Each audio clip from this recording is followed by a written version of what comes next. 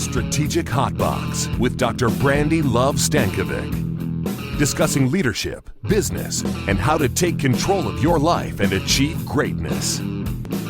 It's time to kick some ass. Hey, it's your girl, Dr. Brandy Stankovic, and we are winding down to episode number 5 here of Dissecting Diversity. I am your host here on the Strategic Hotbox and the Chief Strategy Officer at CU Solutions Group. Our journey is nearing the end. It has been real. It's been uncomfortable, enlightening, and giving us, me, you, the ability to increase our cultural competency. Our final episode discusses judgment and assumption through stereotypes. Now, this is more than just unconscious bias. It's the incorrect assumption of people. And remember, stereotypes are widely recognized by the population. And we cannot break stereotypes unless we work together. When faced with change, we naturally go through grief as we let go of things that no longer serve us and serve our purpose. So I encourage you to please revisit this conversation often to remind yourself of these lessons, challenge yourself, get uncomfortable all over again. And it's important to know that when you're ready and you're willing to truly grow, we will be here. And we will continue on this journey together, and I will be by your side.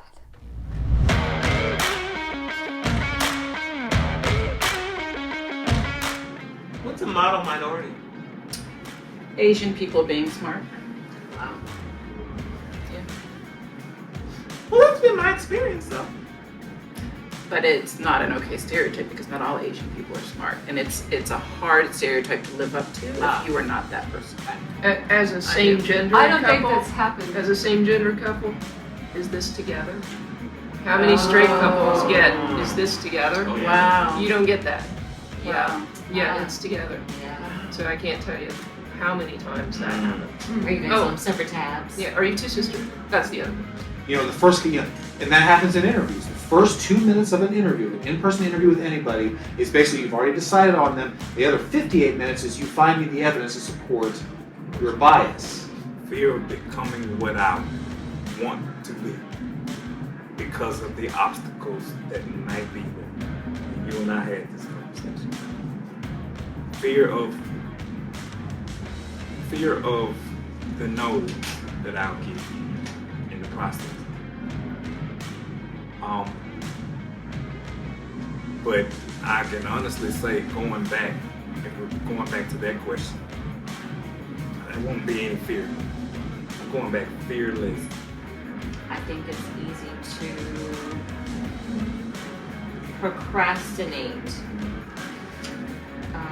what needs to happen next because of fear of your audiences. Because who knows? What if they say no? Or what if they say yes? Then what do I do?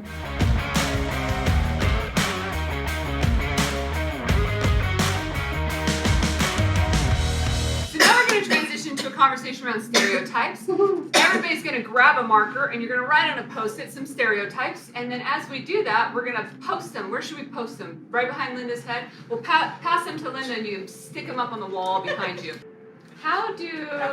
If we review some of those stereotypes that are up there, how do we... One just jumped. We lost. Keep the other one set. How do we feel about some of these? Are there some that other people wrote that you have been accused of also? Black. Must be athletic because I was tall black. Okay. Tall black. Yeah. You're not a basketball player? I am. Someone literally told me that at work. Wow. Oh. You cannot be surprised. Again, But I was you're like, one of two in 75 years. The black card though. Literally the black card here. How? In our DE group, someone at our table.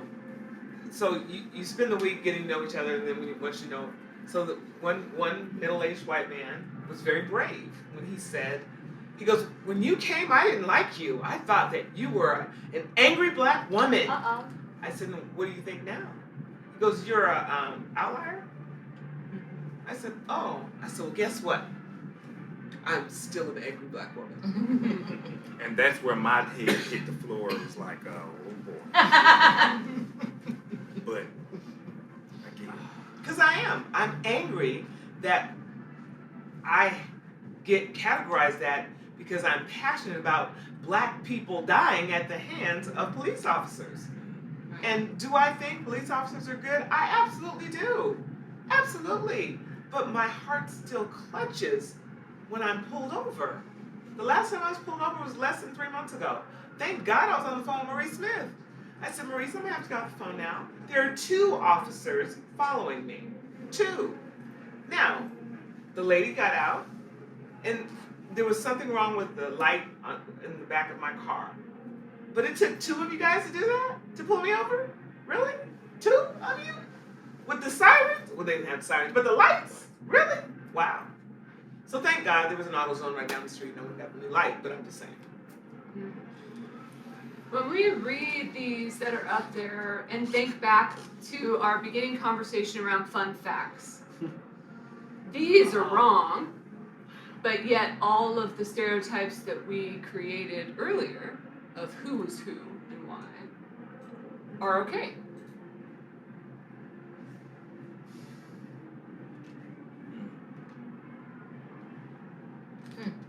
What's a model minority? Asian people being smart. Wow. Well, that's been my experience, though. But it's not an okay stereotype because not all Asian people are smart, and it's a hard stereotype to live up to if you are not that person. Got it. That makes sense. Yeah, that's hard. Yeah. That would be hard. I don't like it, but I appreciate the post that talks about being manly or feminine, because that hits home for me. But it's also one that I see in play a lot is almost accepted. What do you mean? Unpack that for me. Like a woman should be so feminine, or someone that identifies as queer should pick a side, or someone that Gender is a norming. man. Yeah, it's like a gender, depending on where you're from. So if I say think pink, is that bad? Because I will tell women to think pink. What do you mean by that? I mean to be softer, because sometimes you need to be softer to get your point across. You don't have to yell at the top of your lungs. Would you say that to a man? I would say something different to a man. I would tell him, I have to be careful what I say. There are things that I tell men to do to be more respectful of women and to be able to coach and guide them better. So, but there are things that, and I say this to white people. If you wouldn't say, "Oh, you're so articulate," to your white employee, then don't say it to your black employee. Right. It's a difficult line to toe. I know when my kids were younger, we had a nanny that I love the color black. As you guys well aware. And one of my there was some pink shirt or something that she wanted to have one of my sons wear, and I'm like, I don't particularly like the color pink. And so she's like, well, you know, if he wears a pink shirt, it's not going to make him gay. Why would you even think that? Right. How long? I just don't like the color pink. How long did she say your nanny? No, not very long. So let me throw something out there, kind of in this same vein. So I recently purchased a car, and I made an observation, which for some reason I hadn't never thought about, which was I had never seen a female vehicle salesperson. And people hate buying cars. And I posted a question on Facebook, like, why are there not more women that are car salespeople? And even car salesman, I mean, that's what most people say. So why is that? And then people started commenting, and I asked a follow-up question. Would you be more likely to purchase a car from a woman salesperson? And it was fascinating to get the reactions to that, because if you think about it, I'm going all on stereotypes. I mean, I personally, if I follow my heart of hearts, I would personally trust a woman more in a negotiation for a car than a man, because I hate car salesmen, and I do think women would be more honest in the negotiation process That and is more a transparent. stereotype. It is a stereotype. All I think is note to self: negotiate with Right, right. But it is a stereotype. But at the same time, I mean, I like dealing with women better. I mean, I don't know how to say it in another word, but I personally do. So You're the reverse of Brandon. Was she the definition of a salesperson though? Did she still do all of the hard sell things? No. There's not one. He's Right. saying that. why Why aren't aren't there? Why aren't they? But you said you bought a car from a woman. No. I Oh, was saying you didn't. theoretically- Got it. Theoretically, Sorry. in my mind, Right. theoretically, I believe I would prefer to buy a car from Right. a woman. I never have. Right. So in education, we do a lot these days on gender norming and trying not to do it because there are a lot of kids today who are gender fluid. Right. And so we really try to stay away from the gender norming and the stereotypes by gender. The hardest people to get to move the needle on that are the teachers.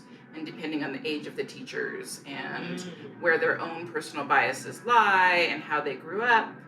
But it's where education's at. So all part of this DEIJ things that we're doing. I love that DEIJ. That's sticking. Which, if you rearrange the letters, it's Jedi.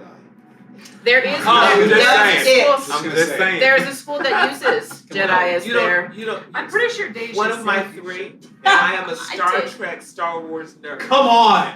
You are my favorite human being in the Oh, world now. it gets better than that. Okay. In my Zoom shot in the background is a Starship Enterprise. We'll Oh, you'll go we'll away. cut that out of it. In the thought of gender norming, in the thought of stereotyping, what if the stereotype is a good thing? Like I see, you must be a good dancer, or you must some other. But what if you're not a good dancer? And She somebody just said she's assumes not. that? They just said she's not a good dancer. Well. I don't look like one either. What if you're not an athlete and they assume that you are, right? Well, not only that, but I'll say this. There is someone that I admire very much in credit unions, and she happens to be Latina, and she happens to be a good dancer, but I see this all the time. When people see her, they're like, oh, here comes the great dancer, here comes the life of the party, and it bothers me. And they're not talking about me, they're talking about someone else. But it's like, she's a leader, she's a credit union CEO. Like, why are you talking about A hobby of this? A hobby of hers, not, It's not would who you she say that is. about someone else that was not Latina? You know what I mean? Yes. Yeah, it becomes the forefront. And it happens so often, it happens so blindly. Like, Lynn and I and Zach actually had dinner recently, and we went on a conversation around drinks, that we assign gender to drinks. And both Lynn and I like to drink beer, and Zach loves the fruitiest cocktails he can find on the menu. He likes the sweet, flavor. And so he orders a drink, and we order a drink, and guess who got what? He got beer. Yeah. He got beer.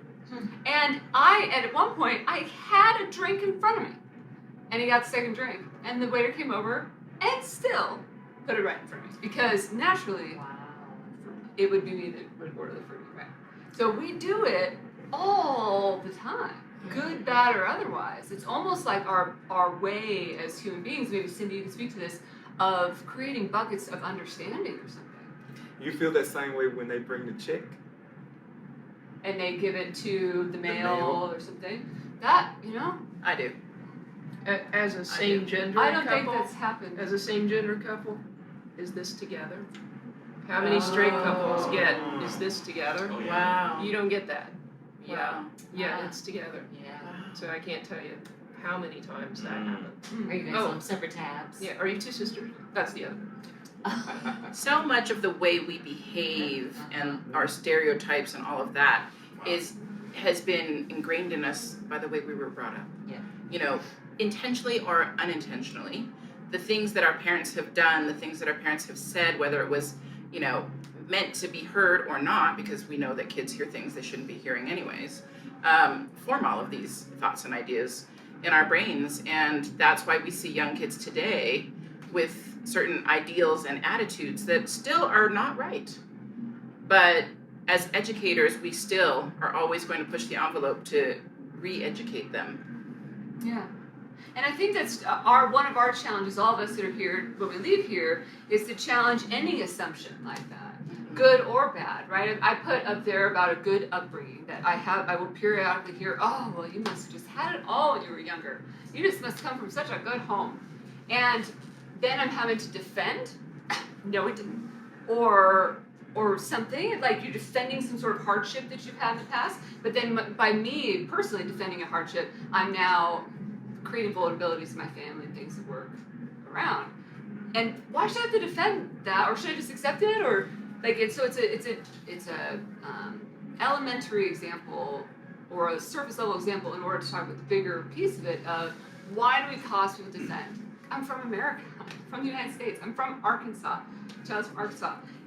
Any of those pieces causing people to have to defend themselves or take it or adjust their own behavior isn't fair of us. And so we are assuming that because of certain things, that certain people are hikers or beauticians, that's wrong of us. I think you've made that abundantly clear for all of us today. Or is it? No, it's. I think we have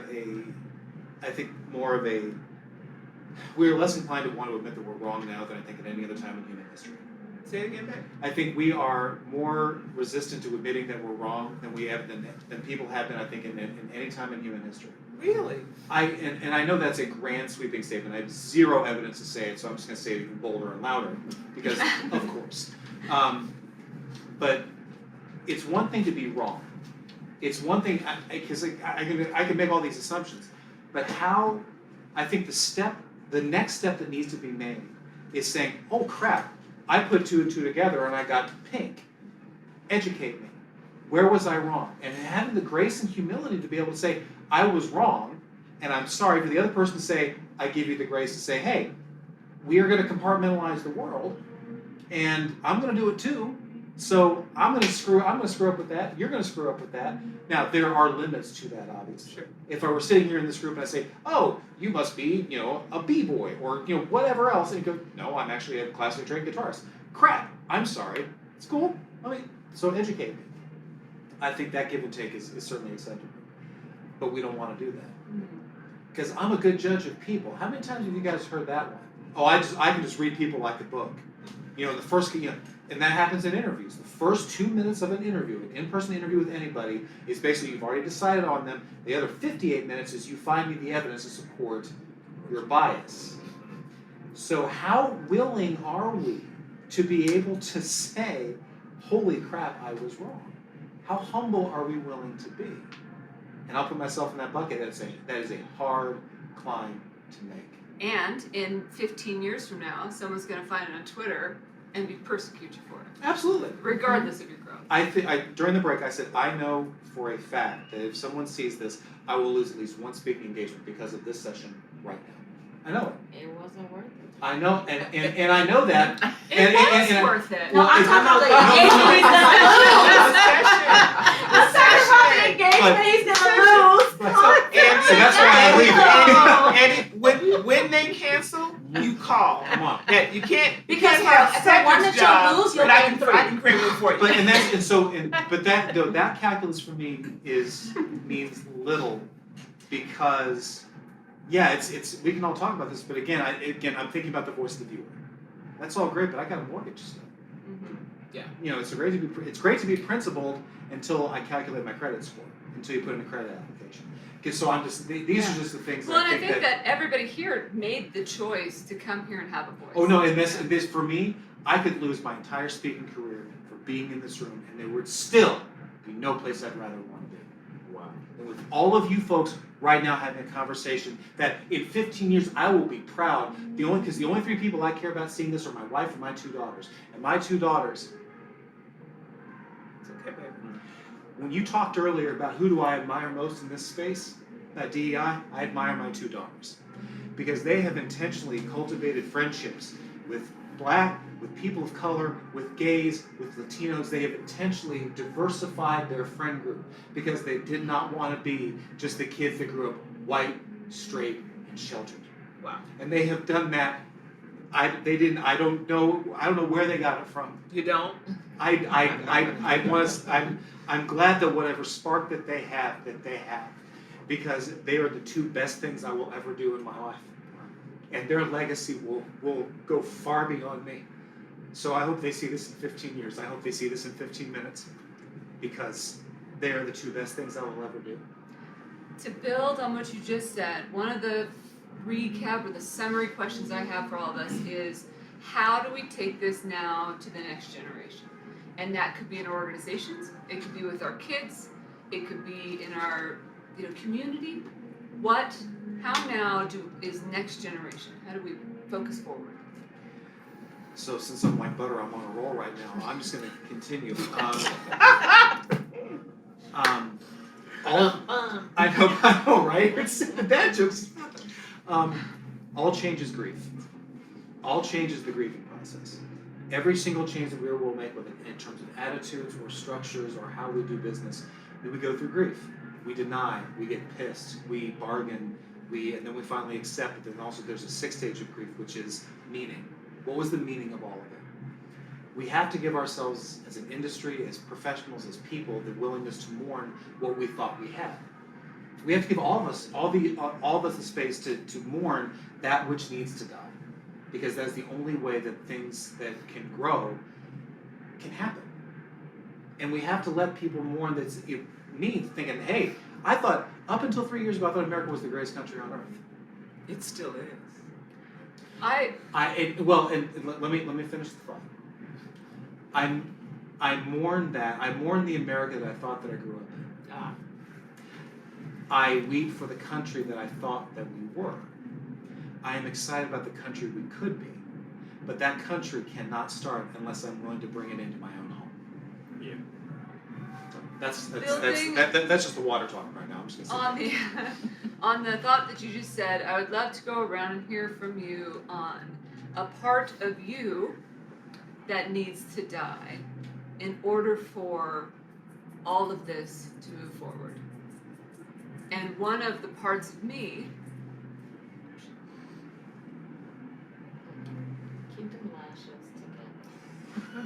is some relationships that What does that mean? there are different relationships that I have that don't support my growth, Toxic relationships. that don't support my community, that don't support my future, my country. It could be old friends, it could be people that I've just allowed to still squawk, or it could be intimate ones. That's something in me that I need to be ready to let die. What about you?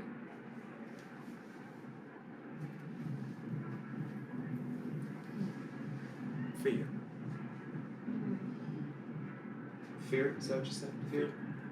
Fear of becoming what I want to be because of the obstacles that might be there. And you and I had this conversation. Fear of the no that I'll get in the process. But I can honestly say, going back, if we're going back to that question, there won't be any fear. I'm going back fearless. And, you know, whatever that means, whatever response it gets, and I'm not talking about giving myself a couple of months to, no, I mean, when I say go back, I'm talking about Monday, because it's going to be asked, tell me about Vegas. And I'm going to ask, are you sure? And if that's a yes, I'm going to give it to them how I know and how I received it. I'm going to give it back just like that. And that is going to be without fear. Piggyback off of, oh, I'm sorry. Something in you, the procrastination. I think it's easy to procrastinate what needs to happen next because of fear of your audiences. Because who knows? what if they say no? Or what if they say yes? Then what do I do? You know, now I gotta have an action There plan. you go. Or what if they just don't care? So, What do you guys think? I have let go as much as possible, taking things personally. Because what I realized was I was taking criticism and all of that personally, when really if you listen to people, it's all about their fears and nothing to do with you. So if you can stop taking it personally long enough to listen to them and say like, now this is the solution, everything goes way better. Everything goes way better. Other thoughts? Giving up trying to do everything and spreading myself far too thin to do the one or two things that are most important and would make the most impact. So that's always been a struggle of mine, is doing all of the things. So, and I've given them up and then they come back. So I'd say that's a constant struggle of what to give up to be more focused.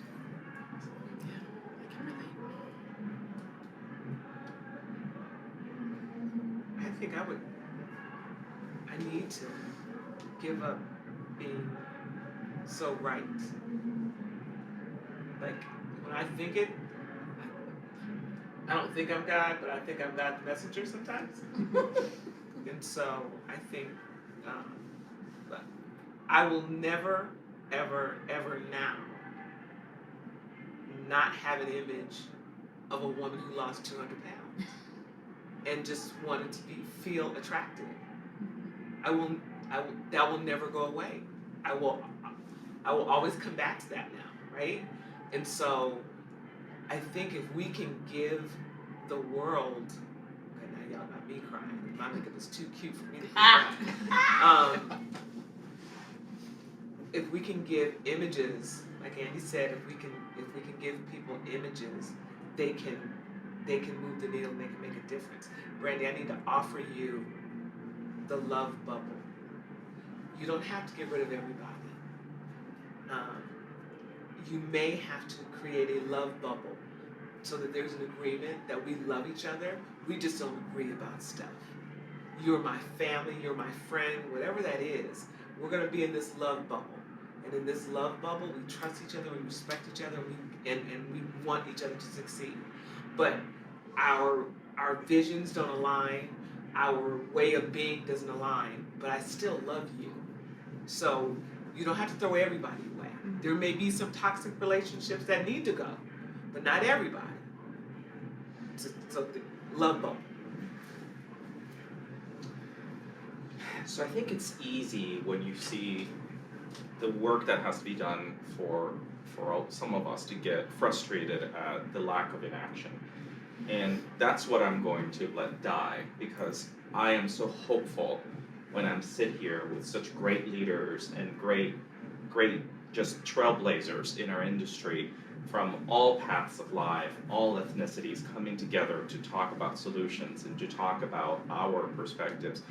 That's what we need to focus on. It's like, how do we move forward? How can we come together to collaborate with each other, to lift each other up, and really create a movement that is truly inclusive and that thrives into the future.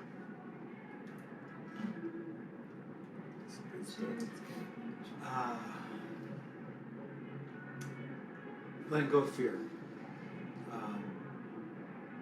It's easy for me to, I work for myself, so, I don't have another, I'm perpetually unemployed, and I'm always looking for the next job, and it's easy to let that fear drive, to let that fear of speaking out govern what I say, to kind of curtail and edit who I am and who I ally myself with.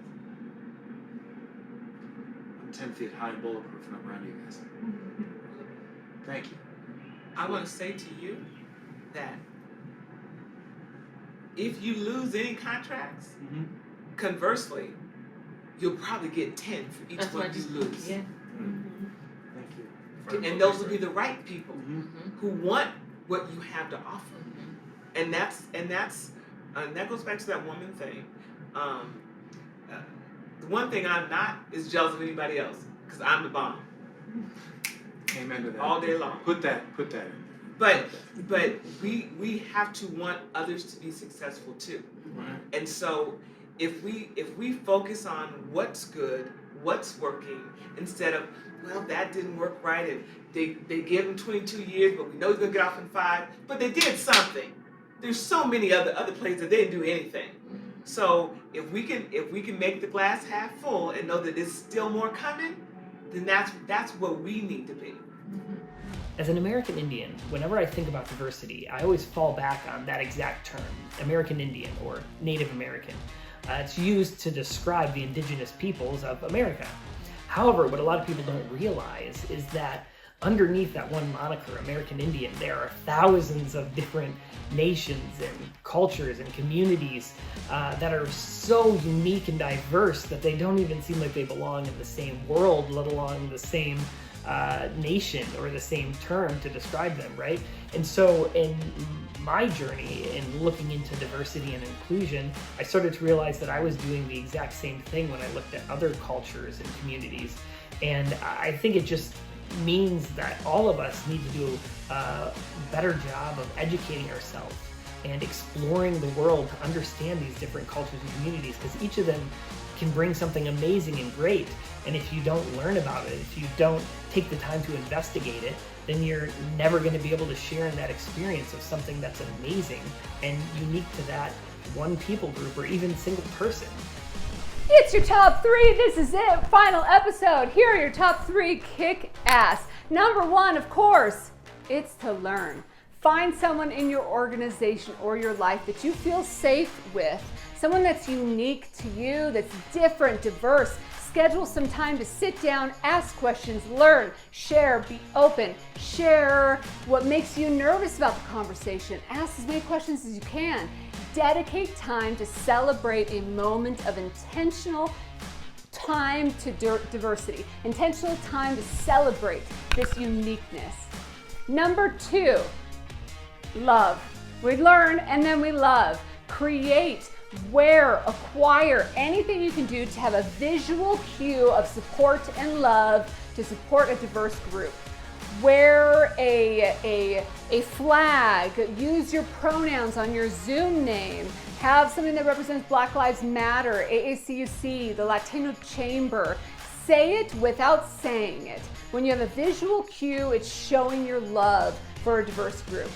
And finally, number 3, kick some ass. I'm asking you today to kick ass by doing what we did in the episode, and that's letting a piece of you go, letting a piece of you die today. I shared during the episode that there are some relationships in my life that I may need to let go.